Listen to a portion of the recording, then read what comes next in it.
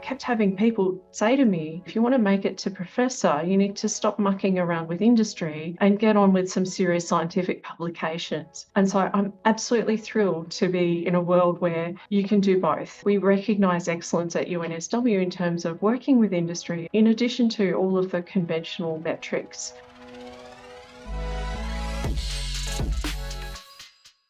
Hello and welcome to the Partnerships podcast series by UIN. In this episode, Sarah Jabber, Director at UIN, is joined by Professor Bronwyn Fox, Deputy Vice-Chancellor of Research and Enterprise at UNSW Sydney, one of Australia's most entrepreneurial universities. With a career spanning science, leadership and industry engagement, Bronwyn shares her journey helping UNSW embed collaboration and impact at the heart of its research strategy. From creating an ecosystem that supports hundreds of startups each year to redefining what research excellence looks like in practice, this conversation explores what it takes to drive cultural change and reward collaboration at scale.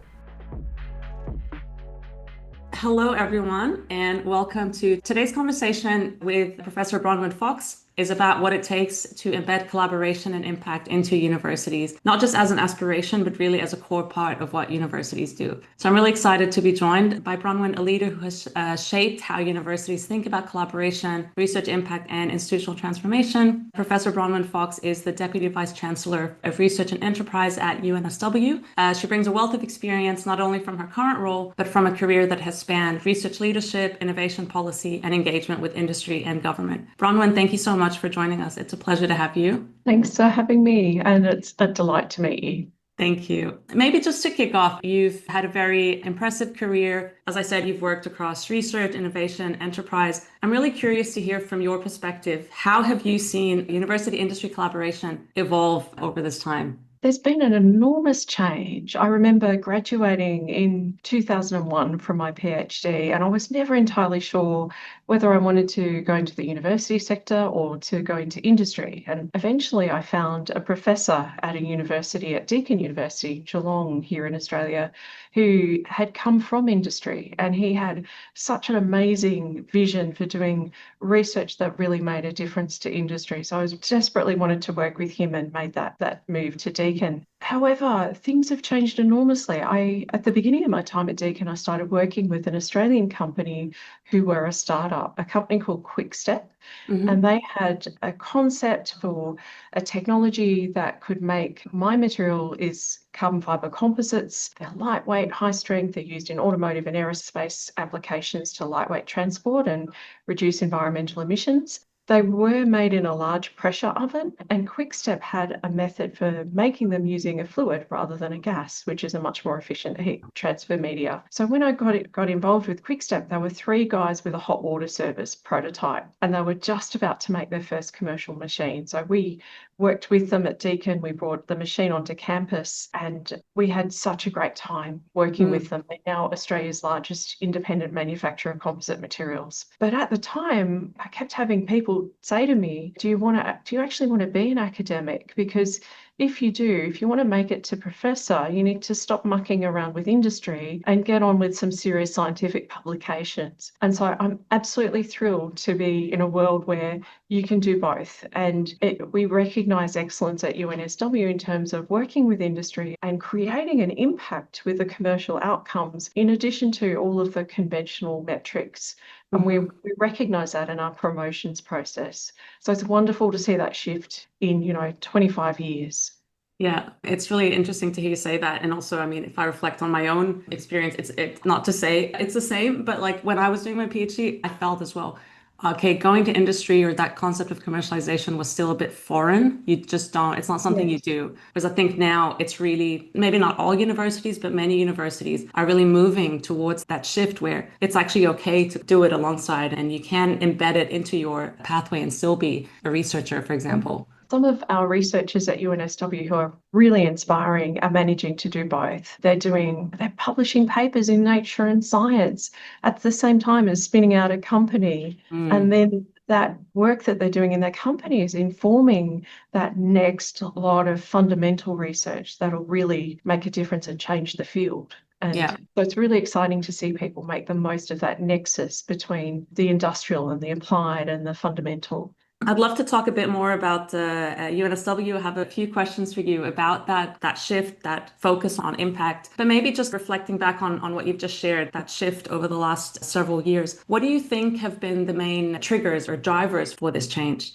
I think one of the drivers has been that there's been better supporting mechanisms for academics to think in commercial terms. There's been a better ecosystem of support, including venture capital and spin outs, because that shows you that it's possible and there's going to be pathways for you to grow your fledgling idea into a company and then to have that startup attract the investment you need to scale and grow it. So the whole ecosystem has changed, and there's been some significant success stories in Australia that have inspired others. And from my reflection, when we started working with Quickstep, we had 5 PhD students who were working on an industry PhD with Quickstep who were a startup. And 3 of those students founded their own company and they became Carbon Revolution. They're now exporting wheels globally to Ford, Ferrari, Jaguar Land Rover from Geelong. So they created a company in a shearing shed back in the day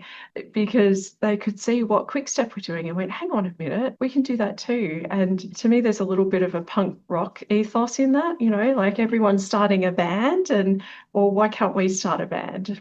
I love that analogy. And I mean, it's I want to touch on that a bit later, but that concept of role models is so important. Like when you see a success story, when you see that, someone else can do it, it does make you think, oh, why can't I do it as well? Yeah, absolutely. I want to ask you a little bit more about UNSW's approach, considering your role there. I know there's the strategy Progress for All. It's really focusing on placing societal impact as a core pillar alongside research and education.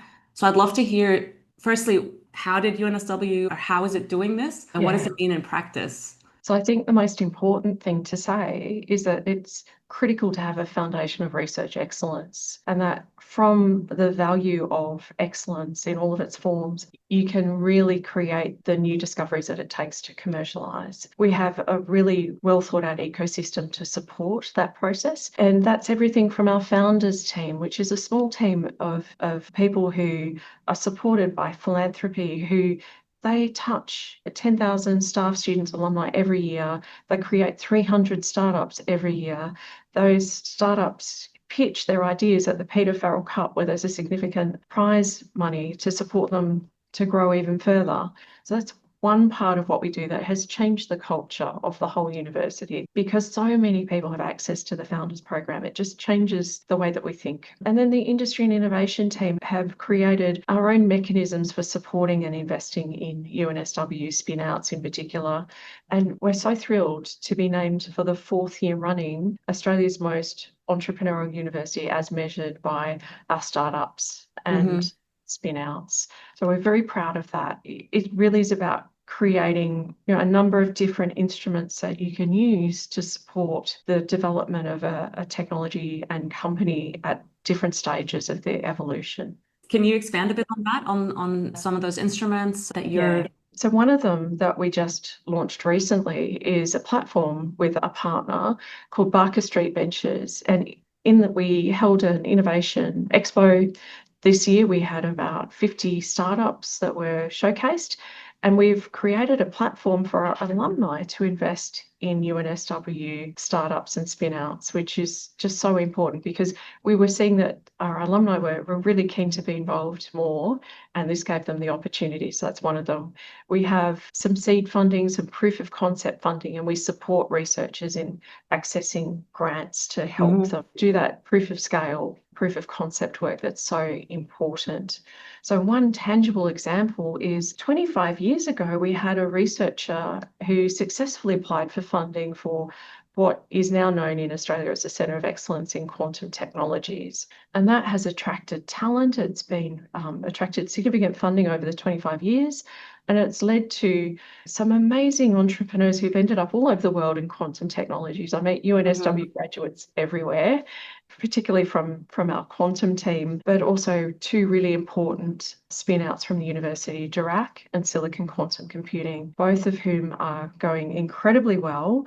And in fact, just last week were named as being shortlisted in the DARPA Quantum Benchmarking Challenge to go through to stage Series B, which is a great achievement. Only 11 companies globally have been down selected to go through to the next stage. So we're incredibly proud of both of them, and UNSW has been a significant investor in both of those companies. That's great. It's really exciting. But it has been a 25-year journey. Yeah, of course. It's interesting to you say that, because commercialization can take a very long time. Cultural change and shifting mindsets can take a really long time. UNSW recently joined UIN as members, and I was speaking with your colleague, Katie Richmond, and she was telling me a bit around the strategy. And I asked, is it really embedded across the university? Like, do you feel people have taken it on board and made it part of their day-to-day? And she said, yes. I'm curious, how does that happen? Because as you said, it can take a bit of time. There's a lot of the ecosystem, the support structures, but that cultural change piece, how do you see that developing? I think the key ingredient there is culture, because UNSW has a unique culture around being innovative and entrepreneurial, but also sharing. We have a really unique model for shared research infrastructure, which I've never found anywhere else. It's called the Mark Wainwright Analytical Centre.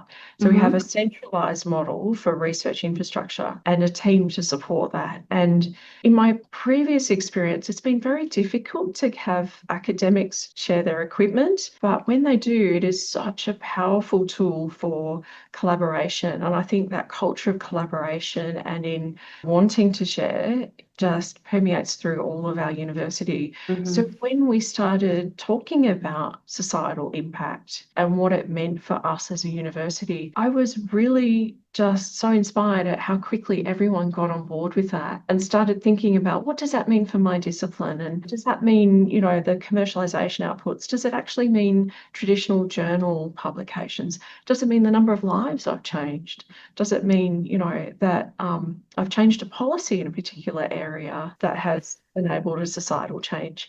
And so all of the different facets of how we create impact through research and what it means for each discipline has been something that everyone started immediately thinking about and got on board with very quickly. That's great. Our research, we've seen as well, when you talk to academics or to researchers, if you approach them and say, are you interested in commercialization? You probably reach, I don't know, less than 10% of the academic community. But as you change your language a bit and then you move towards impact, then you're really reaching a larger amount of researchers, because in the end, why do you become a researcher? Because you want to have some kind of impact on the world. So, that even sometimes that shift in language can really help with that mindset and applying it, relating it back to yourself.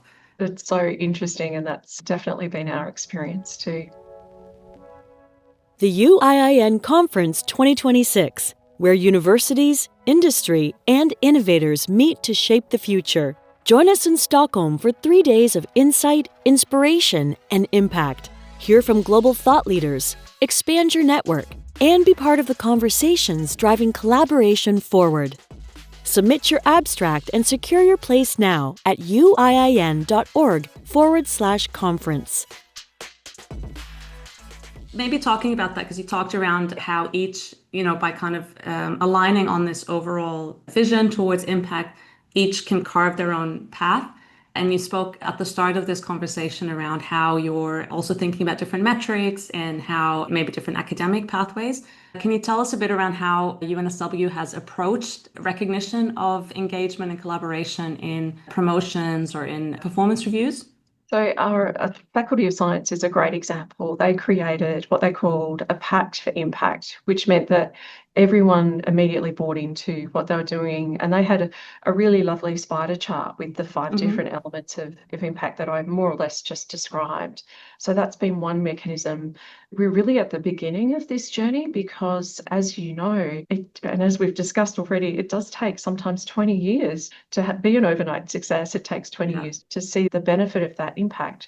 So how do you know you're on the right track? And how do we, make sure that we are supporting people even more who are on the track to have an even greater impact, knowing that many of the conventional metrics are quite laggy? We're really at the beginning of this, but it's something we have. Our leadership team discusses constantly at the university. Our Vice-Chancellor keeps us focused on the North Star. And we have a team of people who are looking at various elements of those metrics and best practice across the globe, because there have been a number of different models that we've explored that have different elements of what we want to implement at the university. Yeah. And I guess, as you said, it's still in the kind of early stages. And I guess a challenge as well is how do you make sure that bringing in different metrics actually drives behavior and doesn't just become like a compliance checklist or something like that? One thing that we need to be careful of is that with what you measure, you often create. And so sometimes that can create some unintended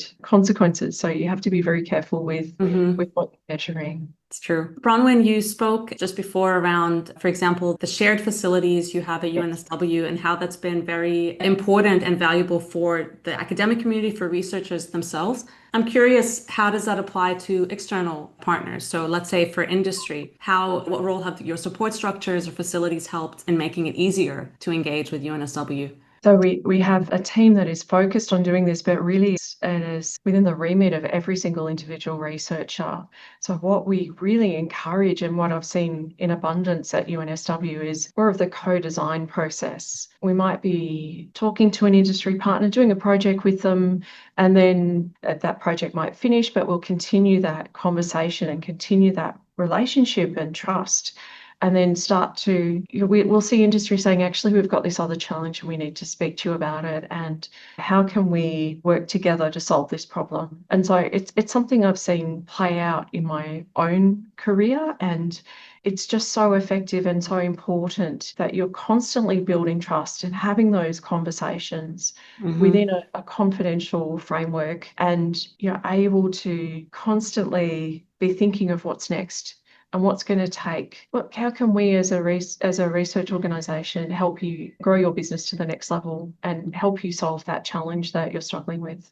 Maybe building on that, what would you say from your experience a good partner experience looks like, a low friction collaboration? I wouldn't say it would be low friction because there are a number of challenges, but I had the enormous pleasure of working with a Canadian company called Multimatic and Mercedes-Benz. And Mercedes had a vision for creating a part per minute from carbon fiber composites.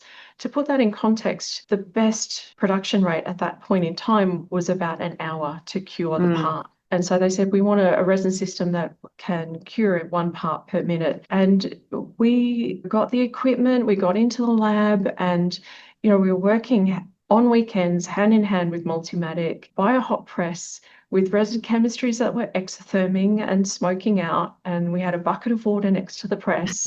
And we'd be trying things and they'd be giving us very robust feedback in real time. And eventually we got there. We were able to formulate a resin that could make 1 part per minute. But then you realize that everything else you do is a rate limiting step. So to make a composite, it's like a sewing pattern. You roll out a roll of fabric, you cut the shape from it, you throw probably 60% of that material away, and then you stack the layers on top of each other, a bit like a sponge cake, and then hold it together with an epoxy resin or another resin. And so in doing that and in working with Mercedes and Multimatic, we realized that everything else you do is a rate limiting step. And that led us to creating an automated manufacturing process that used robotics and digitalization to take the human labor out of that particular process so that you could realize that 1 part per minute. And that led to an actual part on the S-Class Mercedes, which no one would ever know was there. It's behind the rear seats in the car. And before you get to the boot of the car, it's probably the best learning experience I've ever had in my life. And I still keep in touch 10 years later with that lead researcher from Mercedes. And we just talk about the circular economy and future challenges. And that relationship has continued. Yeah, that's a really great story. And what I take from it as well is that kind of feeling of, when you are collaborating with an external stakeholder, industry, or whoever, just this feeling of you're in it together, and it's really a partnership, not I'm coming to you and you're doing me a service or a favor. Yes, Yeah, yes, you're in it together, trying to make the impossible possible. that's the exciting part, especially when Yeah, it works. it is. But not so exciting when it doesn't work, but Yeah. when it works, it's magic. Speaking of when things don't work, we've been talking quite a lot around the positive changes and a lot of what you're implementing at UNSW and how the culture there has been really fundamental to it. But if we think, kind of take a step back and think about universities as a whole, what do you think is one maybe behavior or mindset that's still holding universities back from fully embracing impact and engagement? I'm not entirely sure that there is anything holding the universities back. It's just having, as you mentioned, those low friction points of contact Mm-hmm. and having that muscle of building relationships and trust. It does take a lot of time. Yeah. We're talking about relationships between human beings who have to share, some confidential information with each other to really realize that outcome. And so, more mechanisms to have time and space to have those conversations and to Mm-hmm. start building those trusted relationships is the thing that I think would benefit the university sector from most.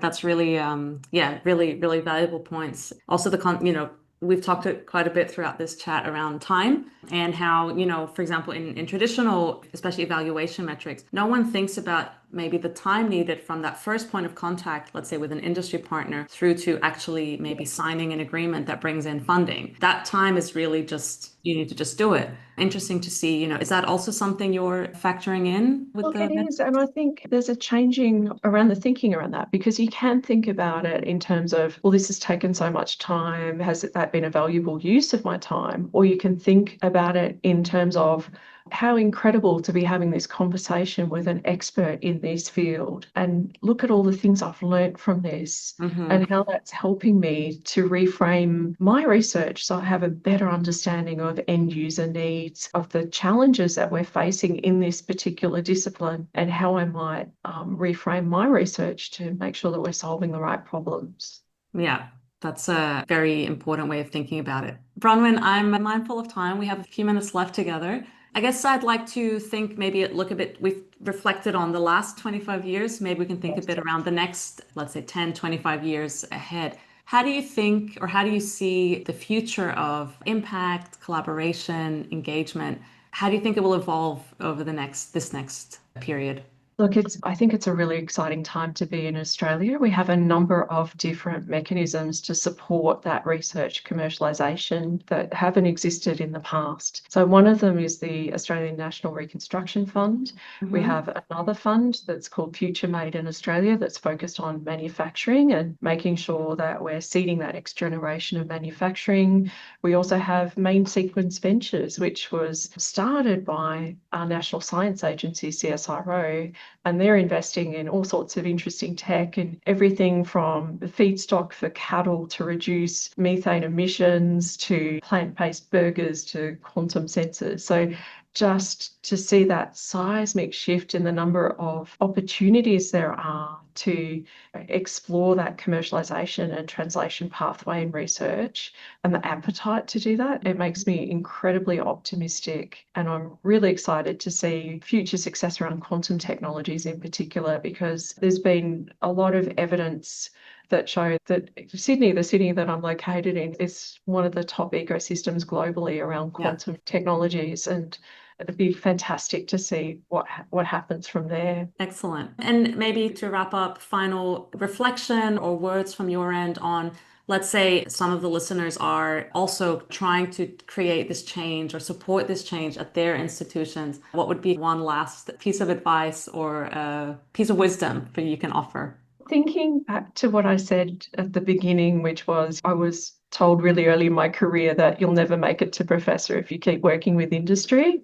Sometimes we're motivated by the things we're told we can't do. So use that energy to prove people wrong if you do get that feedback. And then there are just so many more possibilities than there ever have been, particularly around deep partnerships with industry, with government, making policy changes, and really look at what motivates you, what aligns with your values, and then use your networks to ask for help and advice, because that is one of the greatest gifts that we have, a really deep networks of expertise in different areas and amazing people. Everyone is just desperate to help someone else. That's the thing I've learned on my career. And if you ask for help, people will bend over backwards to help you. Yeah.